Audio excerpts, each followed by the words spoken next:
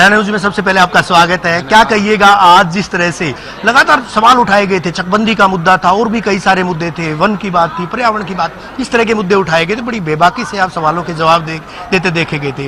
विपक्ष जिस तरह से हमलावर है, क्या मानते हैं आप, सत्ता पक्ष सक्षम है तमाम सवालों के? आपने देखा नहीं, हमारे पास सारे तथ्य हैं। अभी जसी पेटवाड़ जी ने कहा कि पोर्टल काम नहीं करा। अरे पोर्टल के अंदर कॉलम भी है, 70,000 एकड़ के लोगों ने अप्लाई भी किया हुआ है, तो इसलिए सबके जवाब इनके कहने से कुछ नहीं होगा। अच्छा, जसी पेटवाड़ साहब ये भी कह रहे थे कि ये ड्रामा था। आज सुबह जो यात्रा निकाली गई थी, साइक्लोथॉन यात्रा निकाली गई थी, वो ड्रामा था, उनको बैठ करके मंथन करना चाहिए। वैसे तो एक आम रोको प्रस्ताव लाते हैं, और ये एक जो नशे का मुद्दा है, ये पूरे प्रदेश का मुद्दा है, किसी पार्टी का मुद्दा कोई हर व्यक्ति का मुद्दा है।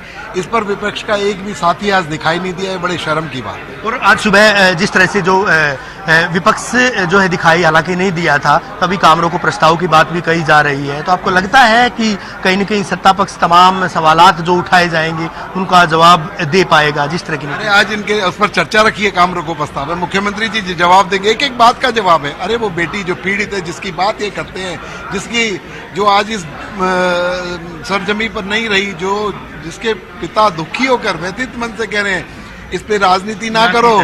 मुझे नायब पर भरोसा है, मुझे नायब सैनिक की सरकार पर भरोसा है। मैंने 2 बातें मांगी थी कि मेरी बेटी का एम्स से मेडिकल जांच कराई जाए, दूसरी बात उन्होंने कहा था कि सीबीआई जांच करी जाए। दोनों की दोनों बातों को नायब सैनिक जी ने मानने का काम किया, तो वो चीख चीख कर कह रहे हैं मेरा चिल्ला चिल्ला करके इस पे राजनीति ना करो, मेरी दुख को और बढ़ाने का, कुरीदने का काम ना करो।